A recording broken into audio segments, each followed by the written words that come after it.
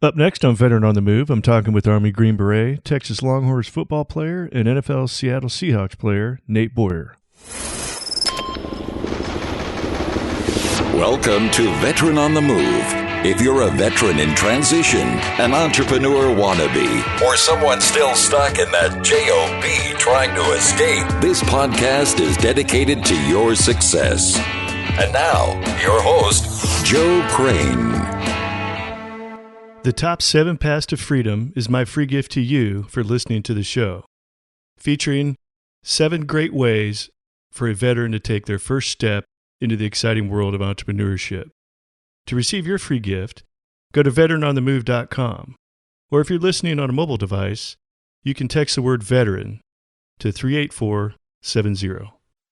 Nate Boyer is what many would deem a Renaissance man. The former active duty Green Beret is also a world traveler, a philanthropist and community leader, and a professional athlete as a former member of the Seattle Seahawks. As a Green Beret, Nate completed combat tours in Iraq and Afghanistan before leaving the Army and enrolling in college at the University of Texas, where he played football as the number 1 long snapper his last 3 seasons. After the Longhorns, he was drafted by the Seattle Seahawks. Since the Army and football, Nate has embarked on a number of colorful adventures. Nate's most recent outreach program is the nonprofit MVP, where he brings veterans and NFL players together at the Unbreakable Gym in Los Angeles. All right, Nate, welcome to Veteran on the Move. Thanks for being here today. Before we get to started about business and entrepreneurship and what you've been doing since the Army and football, take us back a little ways and tell us what you did in the Army. I was in the Army Special Forces, so I was slang term is a Green Beret, and that's what I did for my entire career. Honestly, I came in under the 18 X-ray program that was designed to bolster the ranks of the special operations and special forces community in particular.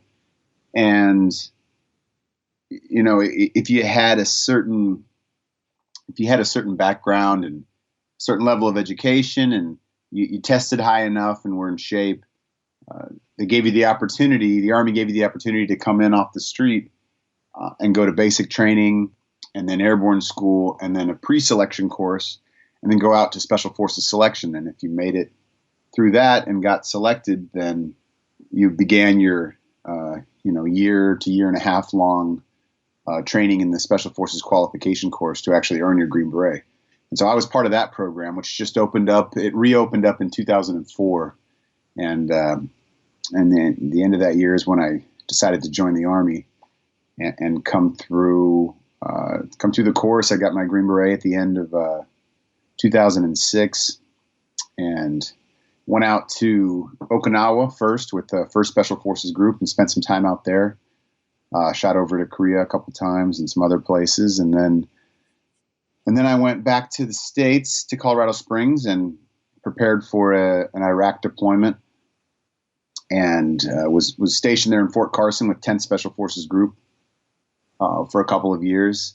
And then I transitioned out of the Army into going back to college, but I stayed in 19th Special Forces Group and then did a couple of Afghanistan deployments while I was back in college. Mixed in there was a rotation to Israel, Bulgaria, Greece, working with the special operations of those respective countries. And yeah, that's pretty much my career, but as far as in the military. But yes, I spent my entire time in the Army Special Forces. Well, that's awesome. You certainly got to see pretty much the whole world, it sounds like. Got to do some interesting things, a couple of combat tours, and it sounds like you touched Afghanistan and Iraq. So good on you, man. Thanks for your service. I appreciate that. Thanks. Yeah, well, thanks, Nate. And just a little disclaimer here. Nate and I have actually interviewed once before. We were both at the ArmyNavy Game. The Veteran on the Move podcast was there, being sponsored by USAA. What a phenomenal weekend! And I got to interview Nate and a number of other folks there on the USAA Media Row the day before game day. And I know, Nate, you got to hang around for most of that weekend too and experience all that. And what a great thing USAA has done as far as bringing the Army-Navy game back to the public spotlight. So it was a phenomenal event. Yeah, I got to go last year as well, and it was also fun. I mean, tragically, the Army did not win last year. but that was the 14th in a row, and I got to see the game out in Philadelphia, and now I got to see the game in Baltimore, which was really cool. It was actually my first time out to Baltimore, and I really enjoyed the city a lot. I had a good time. Yeah, that was our first Army-Navy game. As a Marine for 24 years, I've been retired for 3 years. I never made it to the Army-Navy game. It was on my bucket list, and to actually make it happen and do it at such a high level with the USA sponsorship was phenomenal. And although I am a Marine, I wanted the Navy to win. I really was kind of feeling bad for the Army. I'm like, oh my God, 14 years, that's crazy. So when they did win, I'm like, well, okay, I'm happy for you guys. They don't usually have the cadets usually don't rush the field like that. Oh, I know. There was a lot. They took a lot of heat for that. It was like, lack of discipline. I'm like, come on, guys. It's been 14 years, man. They couldn't hold themselves. Exactly. Oh, man. Well, and actually, before I got on the line with you here, I went back to the Veteran on the Move Facebook site. And if you wanted to see Nate and if you want to see our interview, you can go to facebook.com/veteran on the move and check out the live video interview with Nate and I there on Media Row the day before the Army-Navy game. So that was pretty cool. So one of the things one of the things unique about you is when you got out of the Army, you stayed in the reserves for a while, but you enrolled in college at the University of Texas, and you actually walked on and made the football team. Yeah, I grew up out here in the Bay Area in California, and I played a lot of other sports, but I never played football, and I regretted it. I was a decent athlete, not a great athlete, but I always worked hard, and it just never worked out for me to actually play growing up. Several different circumstances. I was so involved in some other stuff, and by the time I got to high school, I wound up going to a school that didn't have a football team, and so I just never played, and it really bothered me because it was always my favorite sport to watch, and when I was coming out of the Army, I knew, or at least coming off active duty, I was 29, and I was going back to college, and it was kind of a now or never sort of deal where I thought if I didn't go now, the chances of me going later would diminish, at least as a full-time student, and so I decided to go back to school, and I made the decision that wherever I went, I was going to just try out for the football team and see what happened. I ended up going to a very competitive university, both in the classroom and also, on the football field. The University of Texas has a great tradition, and they had they'd won the national championship a few years before, and they'd just played for and lost the national championship game the year before I went there. And I just saw the challenge just as appealing. The challenge of making that team was just as appealing to me as just trying to play football in its own right. And so that's what I decided to do. I started to train for that while I was in my last year in the military. Even when I was in Iraq, I remember doing changing my workouts, the way I was eating and all that stuff to sort of prepare myself towards the end of that deployment. And then that carried over when I went back to the Colorado Springs, and there's the Olympic training facilities out there and some other pretty unique opportunities for a guy that was in the Special Forces to work with some world-class trainers, and some of which were strength and conditioning coaches formerly in football. So I picked their brain as much as I could, and I just kind of dedicated myself to that goal so that when I did transition out, I had, not only something to look forward to, but that continued challenge and mission sort of off the veteran reservation in a sense, and just the military reservation in a sense, and sort of, in a totally unrelated field. But I think the key for my transition was that continued challenge, and really pushing myself and trying to accomplish something that maybe I even thought wasn't possible.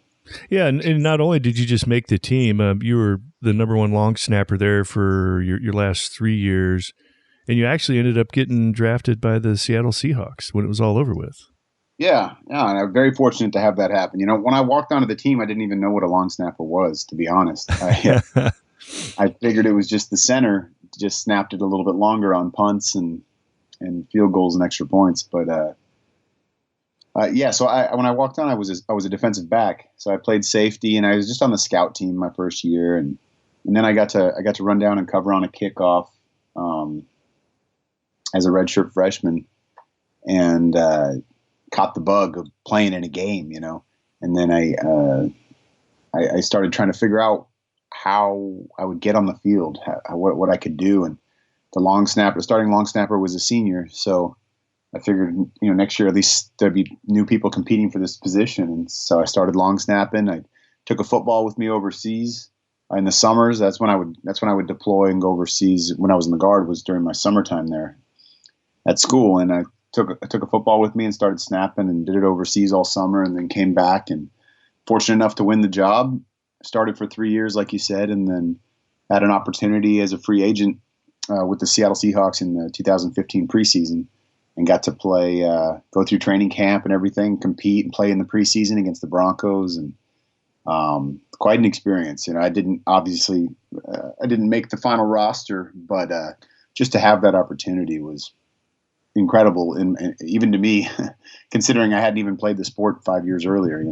Oh yeah, that's incredible. You made it to the show. So now, since the Army and football, you've been doing a number of a variety of things. You got working on a fishing boat out of San Diego and fly fishing in Russia, and even climbed to the top of Mount Kilimanjaro. So you've been doing a number of interesting things, and it's almost like you're like that commercial, the most interesting man in the world. You've got all this stuff going on, and you've landed on MVP, where mainly what you're doing is bringing veterans and NFL players together out at the Unbreakable Gym there in Los Angeles. So can you tell us what you went through after the Army and football, and some of the things you were doing, and how you ended up arriving at MVP?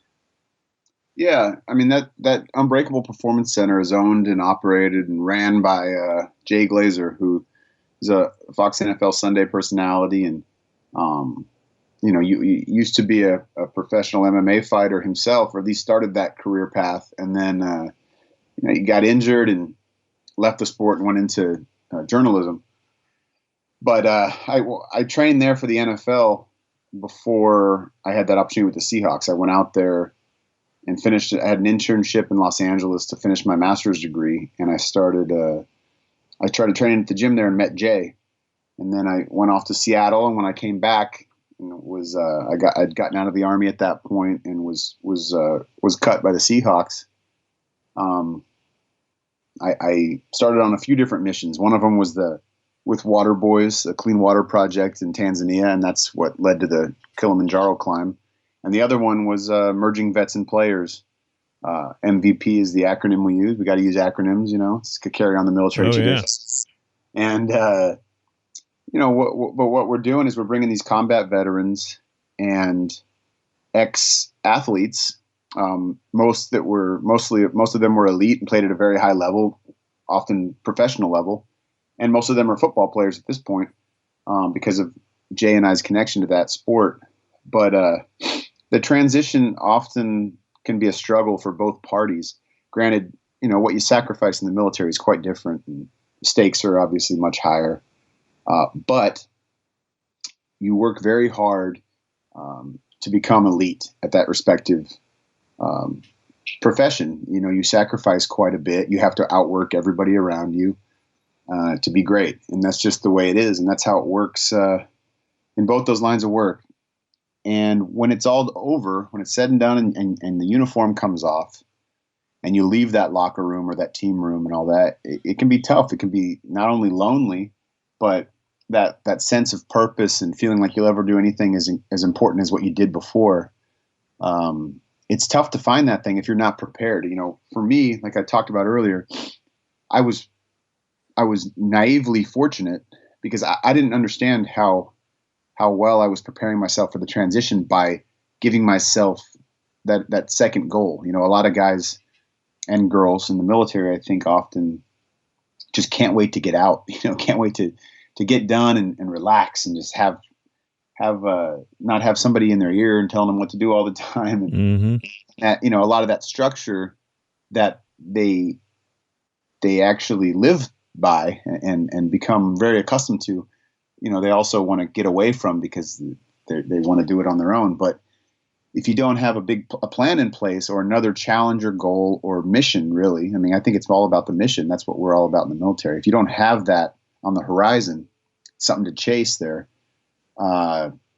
you get out, and I think very quickly you become not only bored, but purposeless. You feel like you don't do anything that matters, and it can be real easy to get lost. And even people that have families, they still struggle often with that transition. And so what MVP has done is brought together these two groups. We train together in the gym, but more than anything, we coach each other up, and it's kind of a mentorship program. And we're building a network and sort of matching these people up,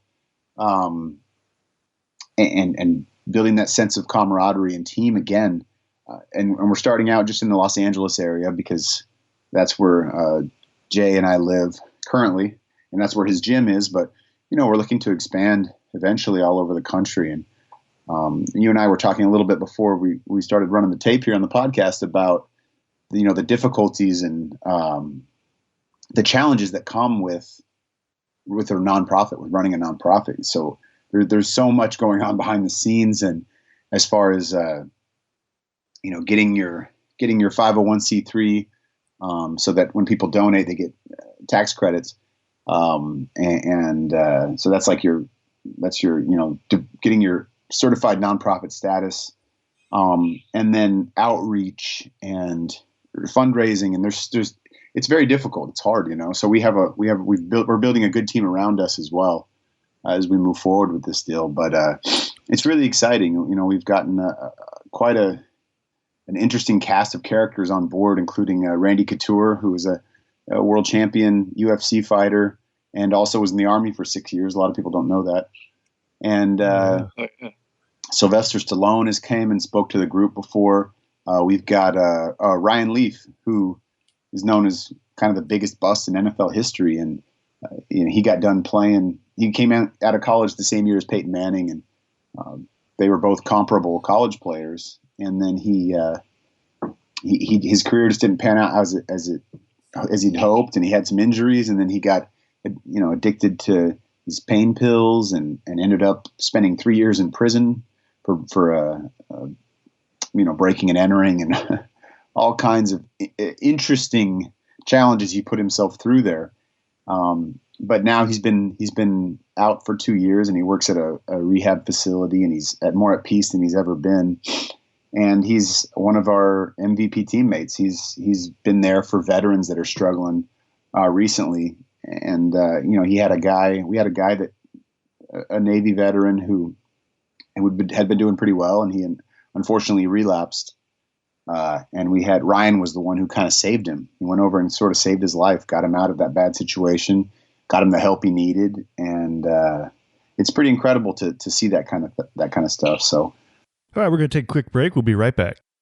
Have you joined the Veteran on the Move Facebook group? I personally invite every guest that I have on the podcast to join the group. So the Veteran on the Move Facebook group is a great way to connect with previous podcast guests. Our Facebook group will keep you in touch with other veterans that are transitioning to entrepreneurship, and you will also get great updates and free guides on the people, programs, and resources that will help you in your transition to entrepreneurship. Hey, I wanted to go back what you mentioned, and we were talking before the podcast started. I used the term "you're running a nonprofit." You're like, "Oh, hold on, I'm not running a nonprofit," and I wanted to touch on that because a lot of veterans want to get involved in nonprofits, or you want to start your own nonprofit. I've been struggling through my own nonprofit, speaking of heroes, with all that, and a lot of us have this misconception about starting up and what running a nonprofit is all about. I wanted you to touch on that because you said you're more of the face of the nonprofit, but you and Jay Glazier kind of came up with this idea together as a collaboration. But then you've also got a lot of people behind you in the background that are actually running the nonprofit, the ins and outs and keeping track of the money and the legalities and all that stuff. Can you touch on that a little bit about what's going on in the background of the nonprofit MVP and then go over a little bit more specifically what your role and what Jay's role is. Yeah, I mean, I would like to say first and foremost, anybody looking to start one, make sure there's not one that already exists that's exactly like it. Because there are a lot. There's a lot. I think there's some crazy number, like 40,000 veteran nonprofits, right? Yeah, at least. It's like insane. So, do your research. Don't just start one because you want to start one, because you may be able to help one out that already exists. And it may be more of a sort of a team, what do you call it? A partnership with them, or maybe you could start an initiative within an existing nonprofit. So make sure before you start one that you really want to start one, because the work that goes into it is arduous and it takes a long time to get everything in place, and you need help. You need other people on board. You need to build that team. You can't just start one because you want to, or at least, I mean, you can, but it may not be very successful. Right. But yeah, we've hired one of our first alumni of the MVP program named Denver. We hired him as our outreach manager because, what he's been able to do, he's been able to bring in a lot of people from the area, bring in veterans and players, and he spends the better part of his week doing outreach. And that's a very small piece of the pie, but it's very complicated. And then we've got an accountant that's working on that side of the house, making sure that everything's done properly and legally and correct, and that money brought in is going to where it needs to go. And then we've got a team of a board of directors, and all of these people on the board have different jobs. We have treasurers, we have secretaries, we have all this stuff. And like I said, the team, that's the biggest thing. You need that team. You need that group, a group of people committed to that. And it really helps too if y'all are in a place where you can communicate quite often. Even better if you can get in the same room together, because you're also supposed to have a certain amount of board meetings every year, and a certain percentage of the board needs to be there for it to count. And so there's just so much that goes into it. And Jay and I are doing kind of the executive director role, more in the sense of sort of being the face of the program and running the actual program on a weekly basis with the veterans and athletes. So that's the part of the puzzle that we do, and we get to do kind of the fun stuff, admittingly, and I appreciate that. But there's a lot of people that do stuff behind the scenes every day, and without them, it wouldn't be possible. Absolutely, and really, you and Jay get to do the parts. You say you refer to as the fun stuff, but you and Jay are doing the parts that most people envision when they want to stand up a nonprofit. They envision that part, the bringing people in on it, and the initial idea and the concept, and being the face to the organization, all that.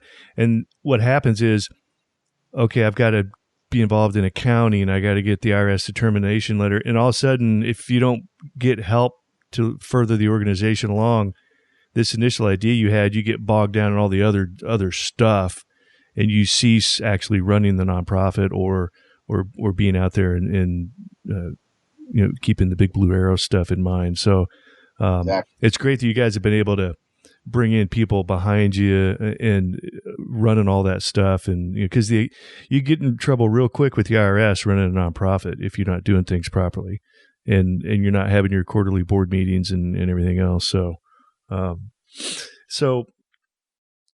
what's been going on at the Unbreakable Gym? I mean, can you give us like some inside information on? You've touched on a couple experiences already with bringing players and veterans together. Can you give us what else comes to mind as far as what's going on when you guys get together at the gym? Yeah, I mean, it's honestly. It's us getting out there and sweating together. We usually split the group up into two when they arrive. Everyone gets there about 2 p.m. on Thursday. That's typically our day that we run it, and we'll split the group in two. Half will go do some mixed martial arts, whether it's boxing or jiu-jitsu or something like that, and then the other half will do a circuit with the weights. And we have the training staff from the gym that volunteers their time to train everybody, right, and to put everyone through the workouts. Mm-hmm. We'll have like celebrity guest MMA coaches, like Orlando Sanchez, who was a jiu-jitsu heavyweight world champion for I think 4 or 5 years.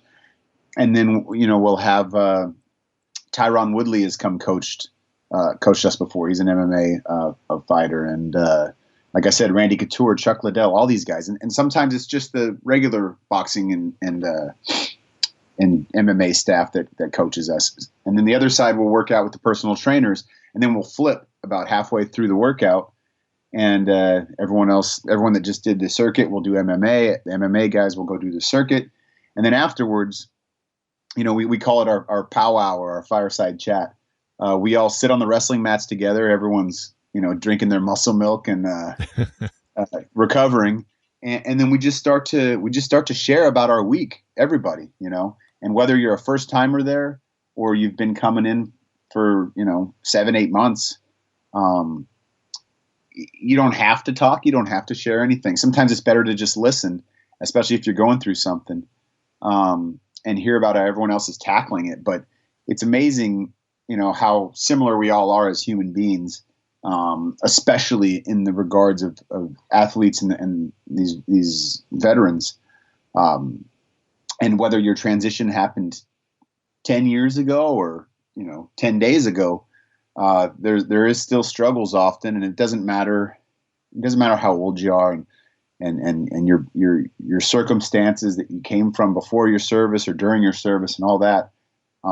You can always get better, no matter how deep the rut is that you may be in, the potential to come out of that is always there. And without these obstacles and adversity, we've got nothing to overcome anyway. And without overcoming something, nothing great occurs. So all this stuff is necessary to do great things and to inspire others and to inspire yourself and to really find what you love. But that's the main goal, is finding purpose again and that passion for life.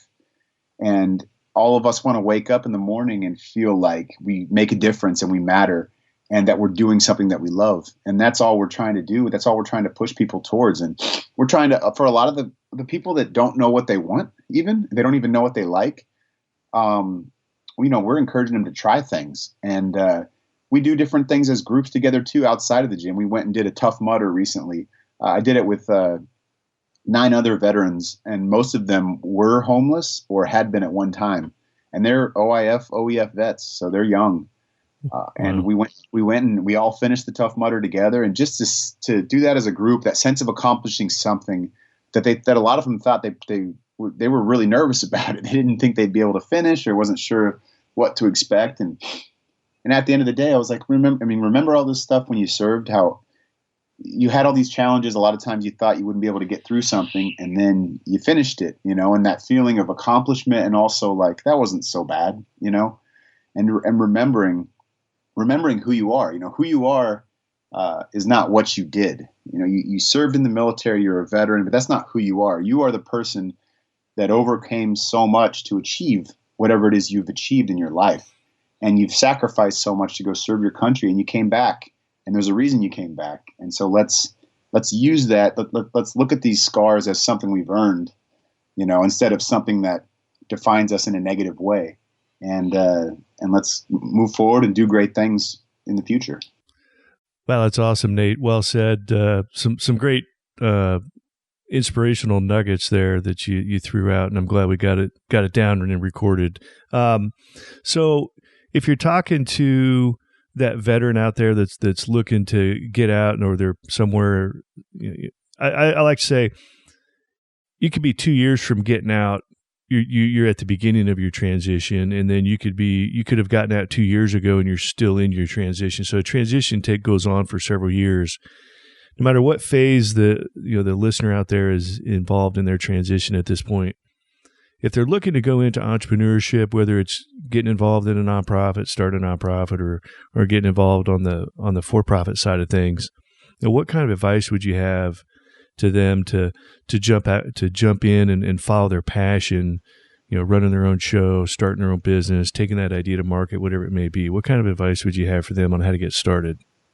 First of all, take every meeting you can. And it doesn't matter if it's someone you think may not be able to help you or not. If someone wants to sit down with you, do it.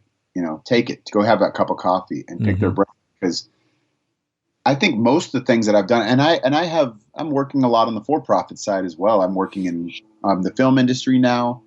I'm a part owner of a bar, and we're about to build a second bar in a different city now. All these things came about. All these opportunities came about because I sat down with somebody, and sometimes I didn't even think going into the meeting that anything was going to come out of it. And then next thing I know, it's like been the biggest meeting I've had of the year.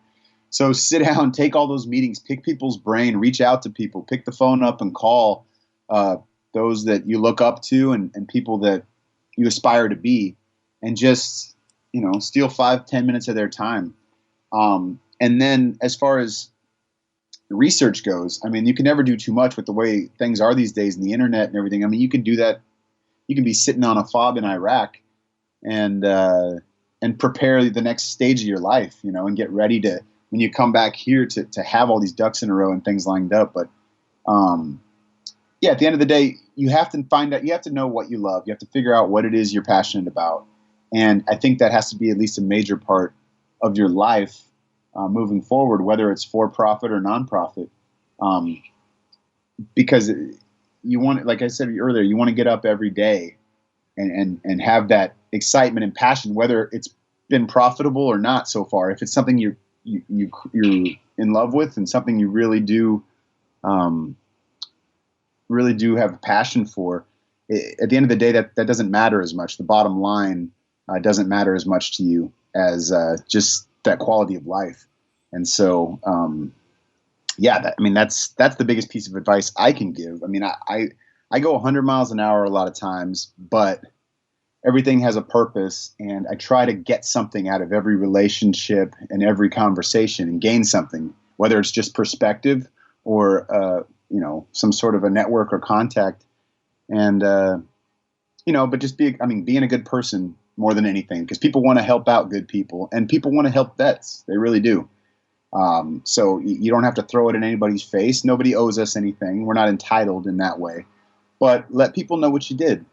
Let people know that you served your country and that you're proud of it, and because a lot of people may not realize that, A, and B, you may not realize how much, people take that as quite a valuable trait, whether you served for 2 years or 22. It does matter, and you can definitely leverage that in these relationships and in the business world, and you absolutely should. All right, Nate, great advice. I appreciate that. We're at the end of our time here. I do want to give you the last word. So if somebody wants to check out MVP and Vets and Players, either just checking it out or get involved, and how do we contact you? How do we do that? So the website is vetsandplayers.org. That's VETSANDPLAYERS.org. And yes, please do check that out. If you're interested in some of the stuff I'm sort of doing individually, I also have a website as well, and it's just nateboyer.com. And you can reach out to me through that if you had an idea or a thought of something, or if you just wanted to pick my brain for 5 minutes. I love helping out my community, because the military's offered me so much, so many opportunities, and without it, I wouldn't be the man that I am. And maybe that's not, maybe it's not a good thing, but I'm trying to be a better man a little bit every day. And so without the military, I wouldn't be where I'm at. But I also want to help as many veterans as I can moving forward. All right, Nate. Well, hey, we could talk for probably a couple more hours, but unfortunately, we're trying to keep this close to 30 minutes. And you've given some great advice and shared a lot of your success stories and a lot of your inspiration for what you're doing there with Vets and Players. So I appreciate it. And that's all we got for today. So thanks. And these two veterans are Oscar Mike. As you can tell from listening to the Veteran on the Move podcast, interviews are a great way to tell your story and spread the word about your business. If you would like to get booked as a podcast guest, I recommend Interview Valet. You can check out Interview Valet at veteranonthemove.com/valet. Be sure to check out Thrive15.com, the world's premier online education platform that helps entrepreneurs, aspiring entrepreneurs, and intrapreneurs learn how to start or grow a successful business.